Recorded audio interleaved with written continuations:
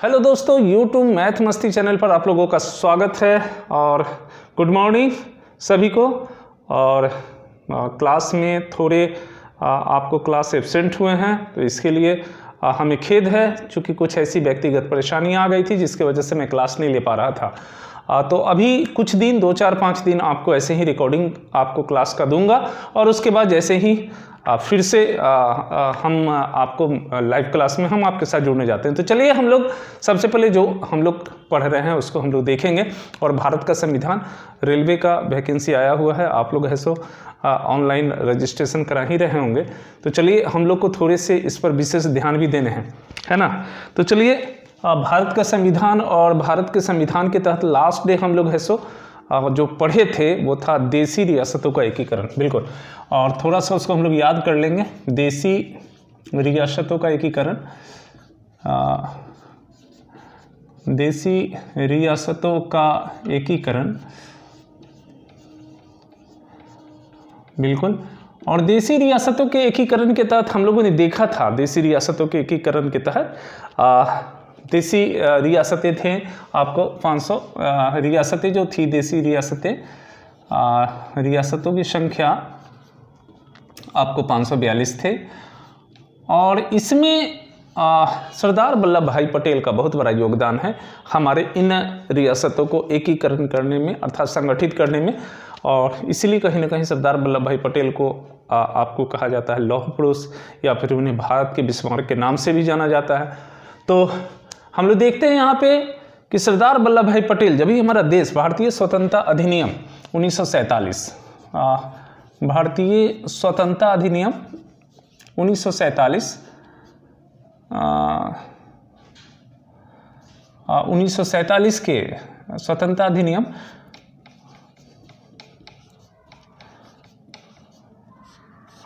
1947, बिल्कुल।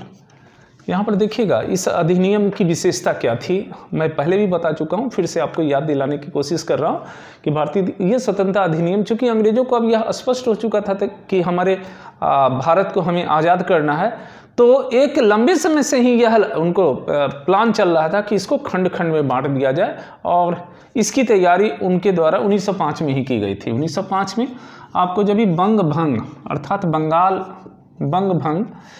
बंगाल का विभाजन किया गया था 1905 में, किसके द्वारा किया गया था? लॉर्ड कर्जन के द्वारा। बिल्कुल, लॉर्ड कर्जन के द्वारा किया गया था। लॉर्ड कर्जन तभी भारत के आपको वायसराय थे और उनके द्वारा बंगाल को विभाजित करके आपको उस समय बंगाल में जो आपको थे कौन कौन से थे आपको, एक तो पश्चिम बंगाल, आज का वर्तमान का पश्चिम बंगाल आपको, उसके बाद आपको अभी का वर्तमान का बांग्लादेश, उसके बाद अगर बात करें तो बिहार के बाद ओडिशा, और ओडिशा के बाद अगर देखें तो अभी झारखंड, जो विभाजित भारत से बिहार से झारखंड, ये आपको सभी इतने सारे आपको है सो राज्य उस समय में एकीकृत रूप से आपको है सो बंगाल के नाम से जाने जाते थे। इसमें वहाँ पे एक था कि बांग्लादेश जो था वहाँ पे मुस्लिमों की संख्या अधिक थी और जिसके कारण है सो ये एक इनको भारत को खंडित करने में, चूँकि उसके पहले अगर 1905 के पहले अगर देखा जाए तो कहीं ना कहीं हिंदू मुस्लिम में एक ज़बरदस्त एकता थी और इसका परिचय उन्होंने विभिन्न तरह के आंदोलन में दे चुका था। अब भारतीय राष्ट्रीय कांग्रेस कहीं ना कहीं पूरे प्रभाव में आ चुकी थी 1885 में, अब 1905 के समय चल रहे थे और इस समय में एक आवाज़ें उठनी शुरू हो गई थी, वह था गरम दल का। चूँकि 1905 के बाद ही 1906 में आपको है सो भारतीय राष्ट्रीय कांग्रेस में एक जोरदार आवाज़ लाल बाल पाल के द्वारा दिया गया कि हम लोग है सो अंग्रेजों का साथ अब नहीं देंगे, इस प्रकार से हमें स्वराष्ट्र चाहिए और हम अपने स्वराष्ट्र को, अर्थात हम अपने देश को चाहते हैं। और ये आवाज़ 1906 में ही उठनी शुरू हो गई थी। 1906 में आपको है सो उस समय में भारतीय राष्ट्रीय कांग्रेस के अध्यक्ष दादा भाई नेहरू जी थे और जिसके कारण आपको कहीं ना कहीं ये बातें दबा दी गई, जो स्वराष्ट्र की मांग बाल गंगाधर तिलक के द्वारा किया गया, उस बातों को दबा दिया गया कि कहीं इससे परेशानी न हो जाए। तो ये दादा भाई नेहरू चूँकि बुजुर्ग व्यक्ति थे और उन्होंने सभी को कहा कि है तो भारतीय राष्ट्रीय कांग्रेस में इस तरह का विरोध नहीं होना चाहिए, और जिसके बाद आपको बातें दब गई। लेकिन 1907 में सूरत अधिवेशन में ये बातें आपको नहीं दब पाई। सूरत अधिवेशन चल रहा था और इसमें इसको रोका नहीं जा सका आपको, अर्थात भारतीय राष्ट्रीय कांग्रेस अब है सो दो भागों में बंटकर रह गई। और चूंकि इसी समय से ये स्थिति शुरू हो गई थी, तो अब भारतीय राष्ट्रीय कांग्रेस दो भागों में बंट गई, नरम दल गरम दल।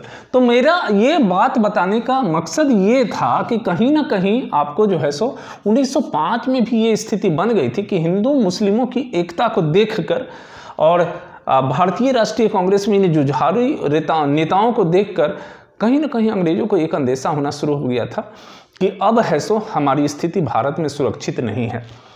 चूँकि ये कहीं ना कहीं स्वराष्ट्र का मांग और उसके बाद इसके पहले क्रांतिकारी गतिविधियां, खुदीराम बोस आप जैसा कि जानते हैं 1908 में तो क्रांतिकारी गतिविधियां शुरू हो चुकी थी। तो उन्होंने एक बड़ा ही षड्यंत्र रचा। वह 1905 में क्या रचा कि मुसलमानों के लिए एक अतिरिक्त राज्य की व्यवस्था की और जिसका नाम रखा गया उसका पूर्वी बंगाल। तो अब ये जो है यहाँ बांग्लादेश को छोड़ दीजिए तो ये पश्चिमी बंगाल, बिहार, आपको उड़ीसा और झारखंड, इतने सभी एक साथ थे, क्योंकि ये हिंदू बहुल क्षेत्र था।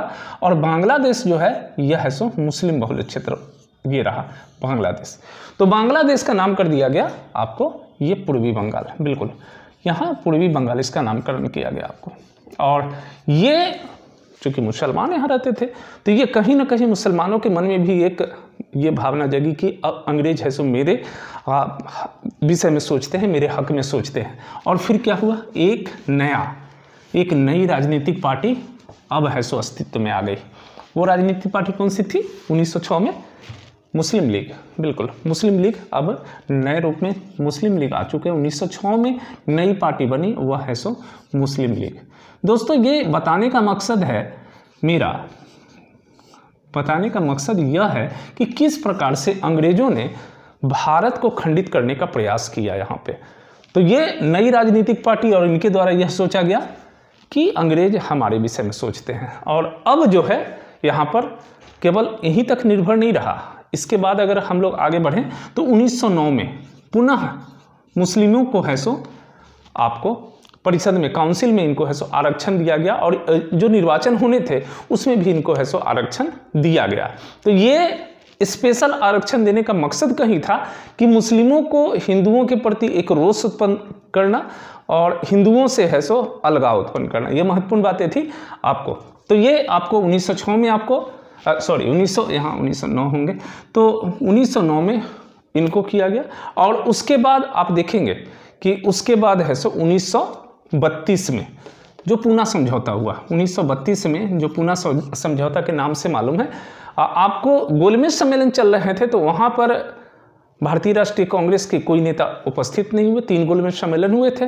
तो एक प्रेशर बनाया गया यहाँ के वायसराय पर, इरविन पर, कि वो है सो महात्मा गांधी को उपस्थित करवाएं। और जिसके बाद महात्मा गांधी द्वितीय गोलमेज सम्मेलन में वहाँ उपस्थित हुए, वहाँ गए।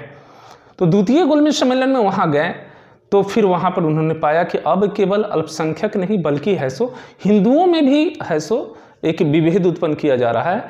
और अब हरिजनों को भी आरक्षण दिया गया इसके तहत। जैसा कि आप जानते हैं कि B.R. अम्बेडकर, बाबा साहब भीमराव अम्बेडकर और महात्मा गांधी के बीच पूना में जो समझौता हुआ था उसके तहत है सो एक विभाजन यह भी हुआ, हरिजनों को अलग किया गया। तो ये बहुत बड़ी ये किया गया। तो कहीं ना कहीं ये जो है अंग्रेजों का एक बहुत बड़ा योगदान अब अलग करवाने में, हम लोग के बीच में खंड खंड बांटने में था। और अब तक वो यही स्थिर नहीं रहे अंग्रेज। अब इस अधिनियम के द्वारा, भारतीय स्वतंत्रता अधिनियम, हम लोग अब मूल पाठ पर आते हैं। भारतीय स्वतंत्रता अधिनियम के द्वारा अब जो है सो भारत को, चूंकि तो जा रहे ही थे, अब तो स्वतंत्रता अधिनियम लाया गया और इसके बाद है सो उनकी वापसी हो रही थी इंग्लैंड की ओर और भारत को वह स्वतंत्र कर चुके थे। कैबिनेट मिशन के द्वारा आप जैसा कि जानते हैं कि कैबिनेट मिशन के द्वारा अब संविधान सभा को सब कुछ उनके अधीन छोड़कर ये लोग जा रहे थे यहाँ से, तो फिर इसको है सो भारत को क्यों एकीकृत रहने दें, तो इसको भी तोड़ने का उनके द्वारा पूरा प्रयास किया गया।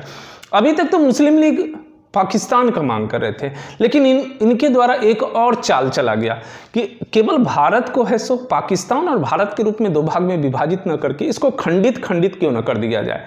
तो इसके लिए इन्होंने है सो माउंटबेटन योजना लाया। माउंटबेटन जैसा कि आप जानते हैं कि इस समय भारत के अंतिम वायसराय और स्वतंत्र भारत के प्रथम गवर्नर जनरल माउंटबेटन थे यहाँ पर, जो जिनके अंतिम अंग्रेज थे और इनकी वापसी हो रही थी माउंटबेटन की भारत को स्वतंत्र करके। तो इनके द्वारा एक योजना लाया गया जिसके तहत कहा गया, पहला योजना था जिसके तहत कहा गया कि जितनी भी, अभी मैं देसी रियासतों का बात कर रहा हूँ, वो तो आपको एक लाया ही गया जिसके तहत भारत और पाकिस्तान अलग हो ही रहे थे, लेकिन इन देसी रियासतों के विषय में भी उनके द्वारा है सो एक ऐसी बातें लाई गई जिसके द्वारा कहीं ना कहीं इनके मन में भी एक है सो स्वतंत्र रहने की इच्छा जागृत हो और ये भी है सो अलग देश कहीं बना सके। तो इस तरीके की विचारधाराएं इन रियासतों के मन में भी लाया गया और जिसके तहत कहा गया कि जो लोग भारत में रहना चाहते हैं, देसी रियासत 542 संख्या में आप देख सकते हैं, काफ़ी बड़ी संख्या है, 542 देसी रियासतें, और जो है सो भारत में रहना चाहते हैं भारत में रहें, जो पाकिस्तान में जाना चाहते हैं पाकिस्तान में जाएं, और जो है सो स्वतंत्र रहना चाहते हैं वो स्वतंत्र रहे। देखिए बहुत बड़ी बात, स्वतंत्र रहना चाहते हैं, ये क्या हो गया, ये हो गया एक तीसरे देश, चौथे देश का निर्माण हो, ये मन में था। यहाँ बहुत बड़ी भूमिका आपको सरदार वल्लभ भाई पटेल की है। सरदार वल्लभ भाई पटेल का योगदान यहाँ पर महत्वपूर्ण है और सरदार वल्लभ भाई पटेल को कहीं ना कहीं लौह पुरुष के नाम से इसी वजह से जाना जाता है। सरदार वल्लभ भाई पटेल यहाँ पर गृह मंत्री थे, जैसा कि आप जानते हैं उस समय में आपको, और उनके द्वारा बहुत बड़ा कदम उठाया गया, सभी से वार्ता की गई, सभी से समझा गया और इन लोगों को है सो एकीकृत किया गया, भारत में मिलाने का प्रयास किया गया। 539 आपको 539 रियासतें हैं सो आराम से मिल गए, लेकिन यहाँ पर 3 रियासतें जो थी वो नहीं भारत में मिलने को तैयार हुई, जिसमें आपको बता चुके हैं जूनागढ़ आपको, और दूसरा आपको हैदराबाद, और फिर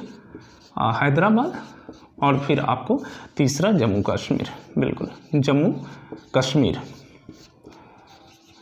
कश्मीर ये नहीं मिलना चाहिए। जैसा कि आप जानते हैं कि जूनागढ़ के आपको है सो महावत खां, यहाँ उस समय में नवाब में महावत खां